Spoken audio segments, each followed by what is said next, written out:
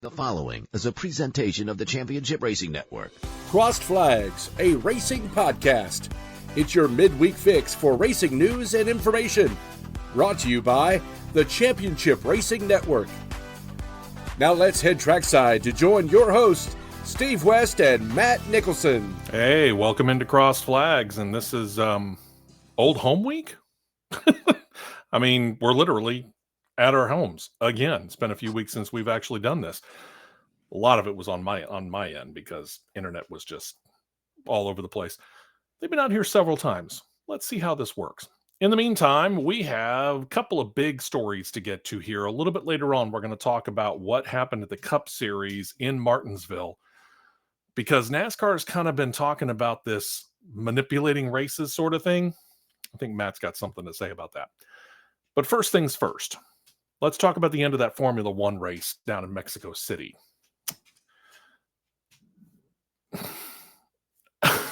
Where do we begin? Don't know. Coming up on the big show on Saturday, we're going to talk about marshals running across the track. We'll leave that for them. Matt, let's talk about the end of the race. And ooh, boy. Yeah. Now, if you look at the top 10, and producer John is going to show you the final top 10 here in just a minute. There we go. And overall, I wouldn't call it a ridiculous stretch to say that this is kind of some of the things that we might have been able to expect. Say from maybe that guy that's sitting in position number 4. Look very closely at that guy sitting in position number 4 right there. Yes, indeed, that is a Haas F1 car. And it's the rookie, Ollie Behrman. It's not the veteran Esteban Ocon, who, by the way, does sit inside the top 10. So a nice double points day for Haas F1. But the question is, would he have actually stayed in that position had the race stayed green?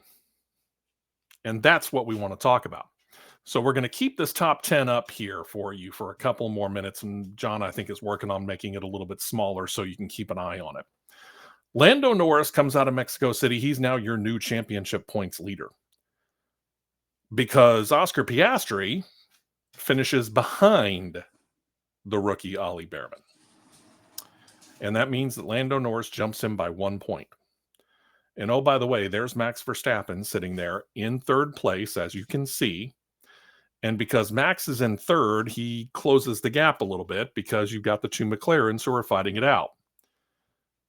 But positions 2 and 3, and then positions 4 and 5 were starting to be contested as the race came down to its final 2 and 3 laps. Max Verstappen was catching Charles Leclerc in the Ferrari, and Oscar Piastri was catching the Haas F1 of Ollie Behrman. And then we had a Williams car have a problem. It doesn't matter which Williams car, but it was Carlos Sainz, if I remember correctly. It was. Yep. Here's the thing. I can't find a picture. I can't find video. Not that we could air the video here. Of any way, shape, or form that where Carlos Williams' car came to rest was in any way going to interfere with the finish of the race. Can you?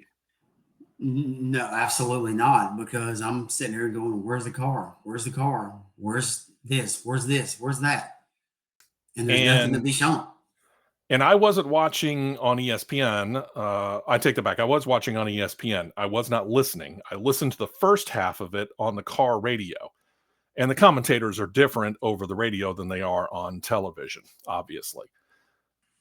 Well, I listened to the first half, so I don't know what it was that they said about it, but I do know what Sky Sports said about it as we saw it on ESPN. And they said at one point in time, while they didn't even release the safety car. The safety car was still behind pit wall. It was a virtual safety car. And that's the same thing, according to Formula One rules. A virtual safety car is the exact same thing as a safety car, period. It's like the pace car is out there on the track. So they all have to slow down. No passing, unless, of course, somebody has a mechanical problem and drops out of the way. Well, that's or the field can't bunch up. Well, that's also true. Yeah, you just have to Oh, maintain pace.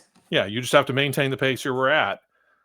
And it was just weird because the virtual safety comes out and it is shown while the white flag lap is ongoing.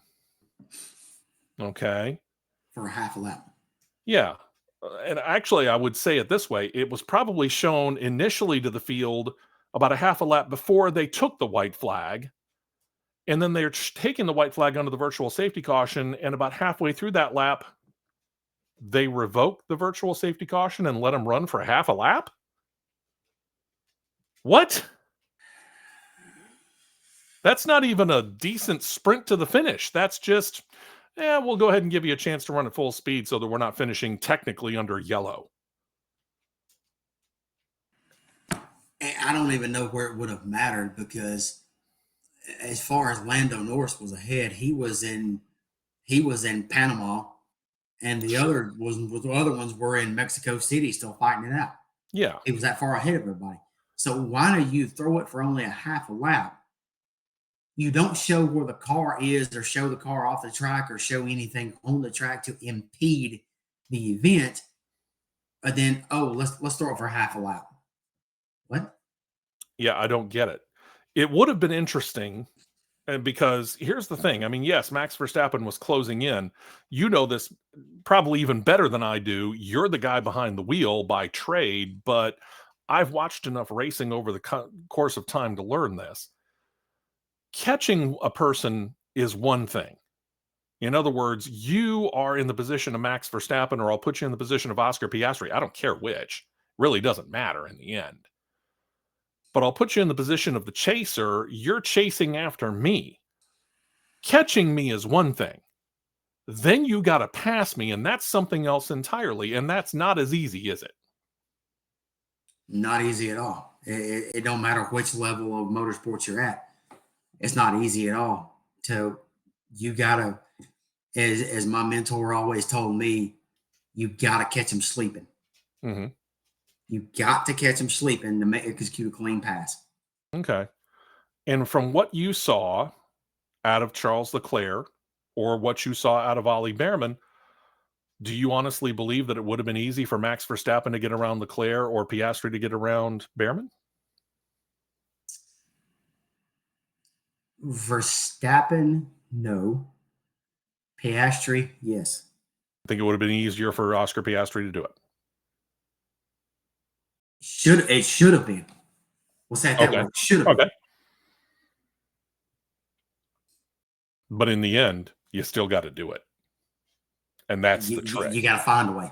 Yeah, and that's the trick. And there's no guarantee that it would have happened.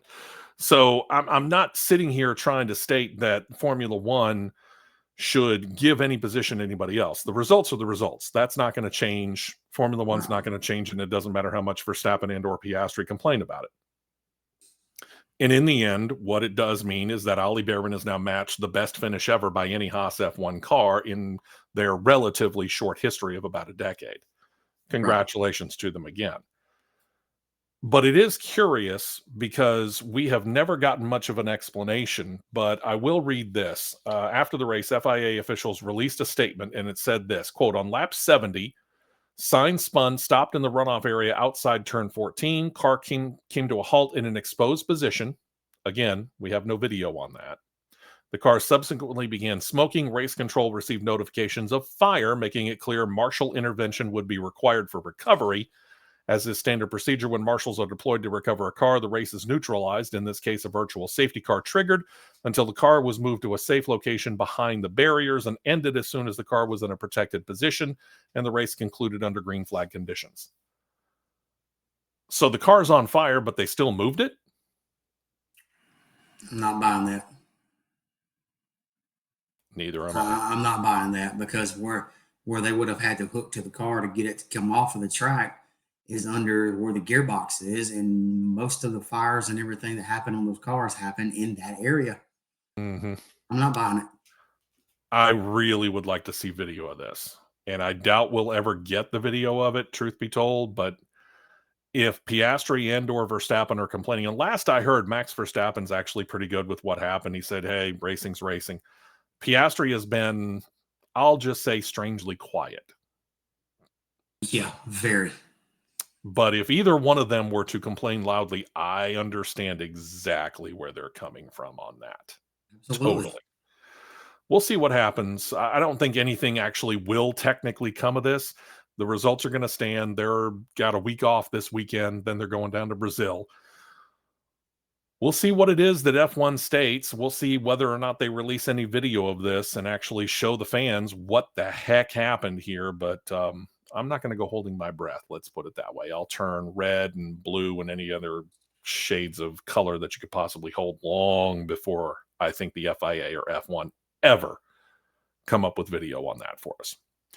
So with that said, and Matt's kind of on a schedule here, let's get to subject number 2. And we need to do this because, after all, we need to make sure that we cover NASCAR. It's a very important thing. If you remember last week's Crossed Flags episode, you might know what we're talking about there. Very important. It's very important that we cover NASCAR. We have to cover NASCAR because if we don't, God forbid, we might actually not be considered legitimate, according to some people. All right, let's actually get serious about talking about it now, shall we? Let us show you the 4 drivers who are going to be vying this weekend in Phoenix for the Cup Series Championship for 2025. And you'll notice here that this is the top 8, the 4 on the right-hand side. Those were the ones that were eliminated after Martinsville. The 4 on the left-hand side, those are your championship contenders. There are guys who have experience in vying for a title, as 3 of the 4 actually have raced for a title before. William Byron's raced for a title before. Denny Hamlin's raced for a title before on multiple occasions. And Kyle Larson not only has raced for, but has claimed 1 championship. The novice, rookie, whatever you want to call him in this particular case, is Chase Briscoe. But here's the thing about Chase Briscoe. If I remember correctly, when you and I were doing our Championship 4 predictions and our predictions for the playoffs for all 3 series, you and I both predicted that Chase Briscoe would be exactly in the position that he's in right now. Yep. So this really does not come as a surprise to either Matt or myself. The minor surprise is Denny Hamlin. Now, I know, Matt, you picked him to make it to the Championship 4. I didn't. But it was not because I felt like he wasn't a talented enough driver or that his team wasn't talented enough. It's that up to this point, even though he's appeared in, I think it's 4 championship appearances for Denny Hamlin, it always seems like the 11 team finds a way to mess up. Yeah, that has been the trend of many, many, many years past when they've been in position to do so. But here's the funny thing. To me, the biggest trip over their own feet happened way back in round 1, when it really, you have the best opportunity and best motive or best means to actually be able to avoid being bounced out of the title run, because in the round of 16, he had a lot of movement there. He had a lot of cushion there. So to me, their mess up may have actually happened during the first round, the round of 16. And if that's the truth, then, here's me going, hey, mea culpa to the 11 team. Congratulations. And I'm certainly not going to say that they're not deserving of being where they are. Right. They've bounced back very admirably, because I agree their worst round was the round of 16 for sure. Yeah. And Kyle Larson, he's just been what Kyle Larson is. He and Chase Elliott have one thing in common. As Hendrick Motorsports teammates, they really have the ability to just, to borrow another sports phrase, drive the ball down the fairway, hit it safely every time, get it up there and par every single hole, or in this case, just find themselves consistently placing top 15, top 10, top 5 every single race. They're always up there just accumulating points, and every once in a while they grab a win. Yeah. And that's what Kyle Larson's been doing. He's just been that steady guy. Yeah. So Denny Hamlin won the first round of the round of 8 in Vegas. Chase Briscoe kind of surprised a few people by actually claiming the win at Talladega. And of course, William Byron wins last weekend at Martinsville. But while William Byron had a great car, and he did, pole position, led the majority of the laps by far, it's the guy who finished in second that we want to talk about for a moment, because the guy who finished in second place, Ryan Blaney, had a rocket ship. Started way back in the 30s and bided his time at the start of the race for about the first, what do you want to call it, 20, 25 laps or so. Let everything kind of string out and start to get single file for the most part. And then all of a sudden, he was able to hit that go button, and he just started knifing through the field. Yeah. And sure enough, finds himself at the front, was leading the race for a little while. But race manipulation has been one of those things that NASCAR has been complaining about. And here at Martinsville, where we're talking about, that's been a problem here over the last couple of years. A big problem.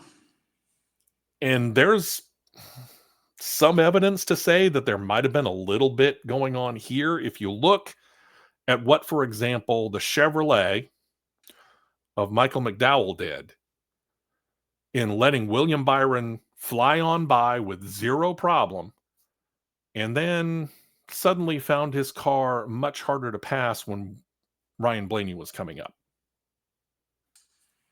Yeah. You're already lapped. Yeah. What are you holding up the field for? Yeah. One thing that I always was taught when I was coming up through the ranks is you can read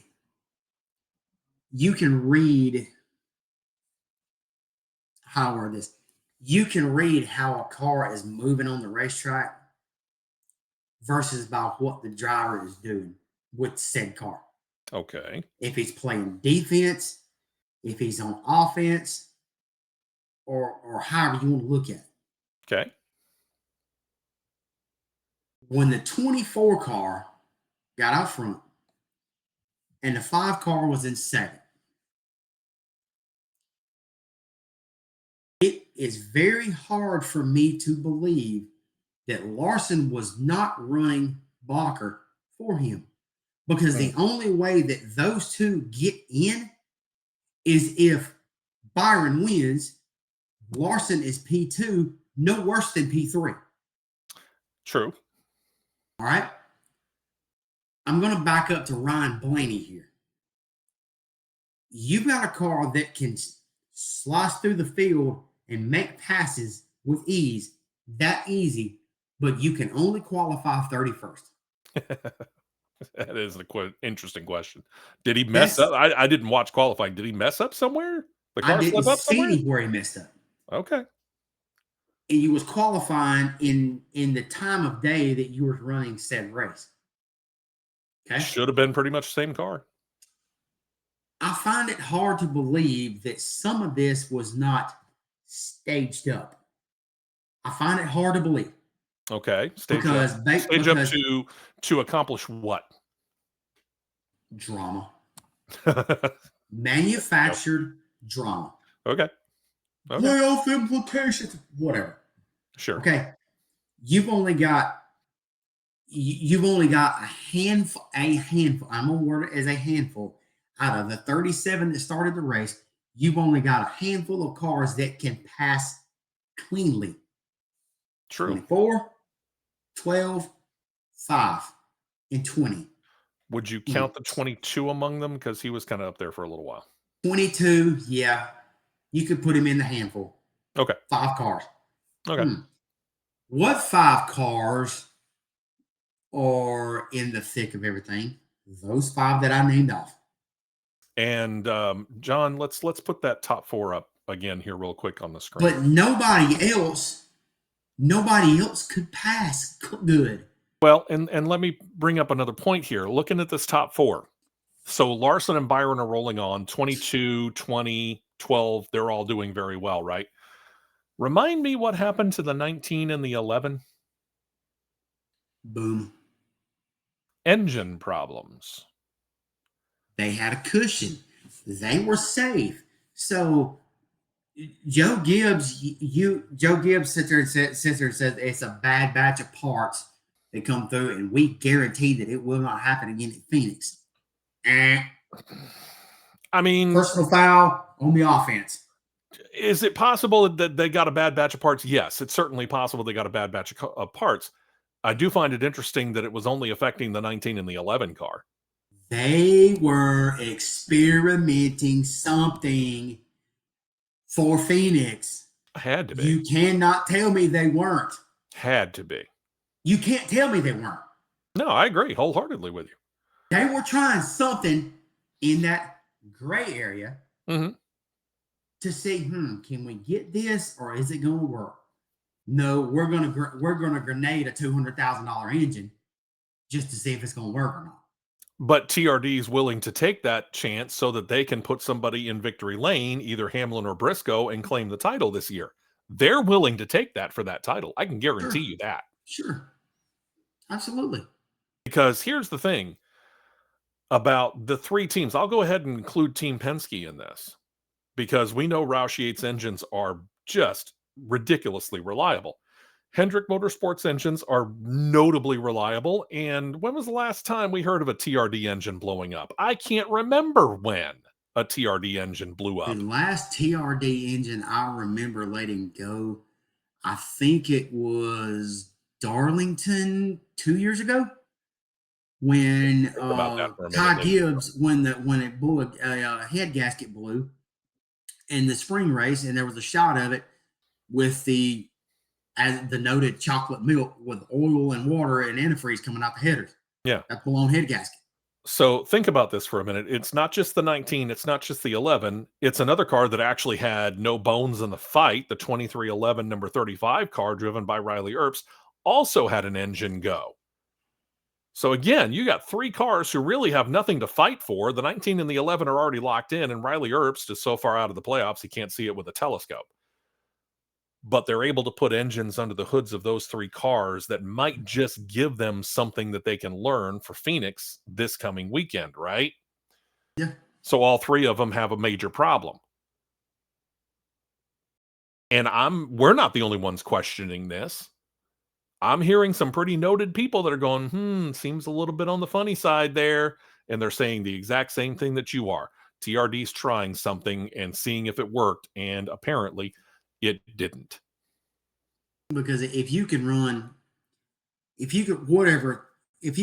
a said engine component, whatever that component may be, and it can get you an extra 100, 200 RPMs, 300, maybe, and you're within the boundaries of the rules, you doggone right, I'm gonna try it. Sure. You're doggone right.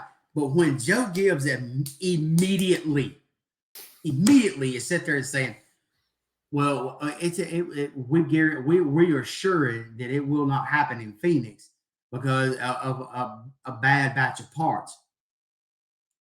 In the words of Steve Harvey, survey says, you're sitting there saying you're trying something. Yeah. Just admit it. I mean, here's the thing. Hendrick Motorsports, in being in their position, would have done the exact same thing. Team Penske, if they were in that same position, would have done the exact same thing. We both know it. It's this untold secret. It's the unwritten rule, if you want to put it that way, to borrow any number of other sports cliches. They're all going to try and find something that's going to help them out and see if they can't advance themselves, because in the end, they're all looking out for themselves. Roger Penske would have loved to have made it 4 titles in a row. Hendrick Motorsports would love to get Kyle Larson his second title or William Byron his first. And here's the thing. Joe Gibbs wants to see his cars and would have loved to have had 3 cars in the finals if he could have gotten Christopher Bell in there. But the Hendrick Motorsports guys, as we talked about, kind of played a little gamesmanship. I'll just leave it at that. Legal gamesmanship, at least according to what NASCAR ruled. They're all going to try and find an edge. That's their job. Find an edge, because in the end, I want my team, Penske, Hendrick, Gibbs, whatever it is, I want my team in victory lane. I want my team hosting the championship trophy at the end. That's the goal. Yep. So admit it. Nothing wrong with it. Admit it. Nope. Everybody knows you were doing it. What are they going to do? Are they taking the engines to the R&D department? I don't think so. No. They got no reason to. Nope. There was nothing that said this engine needs to go to the research and development center over there in in Concord. So I doubt seriously they got pulled. One of them maybe just by random note, but not that we heard. So just admit it. Yeah. Put it out there. Yep. All right. We're going to be doing the big show Saturday morning, which means we'll be doing it the day after the Truck Series race. I'm just going to ask the question here real quick. Who do you think's hosting the Truck Series trophy at the end of it, as if you and I aren't both going to say the same name? Considering that there's been choke jobs pulled before when the spotlight's on him, I'm going for an upset winner. I'm going Caden Honeycutt. Interesting. Don't get me wrong. I would love to see him do that. We talked about it last Saturday on the big show. It makes a great story. Guy who got released from his team midway through the season latches on with the team whose driver got seriously injured in some extracurricular outside of the Craftsman Truck Series racing, and they're fighting for an owner's title as well. I'd love to see it. I think it'll be a great, great story to have Caden Honeycutt winning that Hallmark Friesen truck. But what I'm seeing out of Corey Heim, I'm not seeing him fold. We'll see. Yep. But I'm going to go Heim. Saturday, Xfinity Series race. What are you thinking? Honestly, I think it's going to be the 88s to lose. I can agree with that, but I will state this. Do not be surprised if Justin Allgaier walks away with championship. Oh, you can't turn an eye to Justin Allgaier. No, you can't. I would not be surprised. To me, it's between the 88 and the 7 car. I think it's one of those two. Yep. You picked Denny Hamlin to win the title in the Cup Series. Are you sticking with that, knowing the 4 that we have? I'm sticking with it. Okay.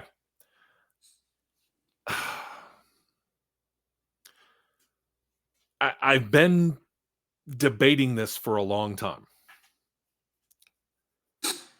And there's a part of me that would love to go Chase Briscoe, because that's my guy. You look behind me right here, you see a number of 14 cars. Who was the last driver of the 14 car? It was Chase Briscoe. He's become kind of my guy. I would love to see him win it. I don't think it would terrifically surprise me if Hamlin walks away with it, but I get the funny feeling it's going to be a Chevrolet that's going to be there. And I'm going to go Kyle Larson. Against almost my better judgment, because I think William Byron has the more level head. Kyle Larson can get in his head and actually overdrive the car depending on the conditions. Yeah. But I'm going to go Kyle Larson over William Byron by that much. So there's our predictions. There you go. There you have it. All right, Matt, you've got some coaching stuff to do because your season finale is this weekend, if I remember correctly. Yeah, the regular season finale. Okay. We got a bonus week that we learned about yesterday. Oh, nice. Okay. And what's the story? How much of the show will you be in person, or if you are you going to be? I will be there for first 2 segments Saturday, and then drive time to said location for the remaining part. Okay. So you'll be in person for the first 2 segments, and by phone for as much as you can. Yeah. Okay. Yeah. And I'll do my level best to make sure all the connections are proper, Producer John. So be prepared for that. Saturday morning, 9 a.m. Eastern, 8 a.m. Central Time. Join us for the big show right here on CRN Live on YouTube. Don't forget to subscribe down below. Of course, we're also on, don't forget, talk995.com, realtalk995.com on YouTube. You can subscribe there and get it. JocksFMTV.com. Go ahead and get it there if you choose to. Or if you're just looking for the audio side, you can get it on Spotify now. Thank you to Producer John for all that. And to Producer Molly for making sure that we get everything taken care of on all the different platforms. Matt, we'll talk to you, and I'll see you on Saturday, and we will see you on Saturday as well. Thank you very much for checking out this edition of Cross Flags.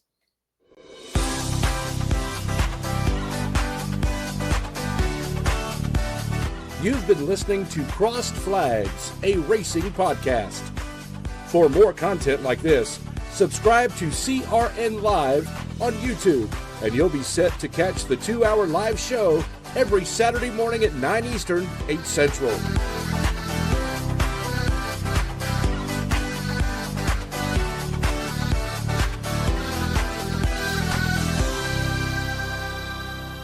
This has been a presentation of the Championship Racing Network.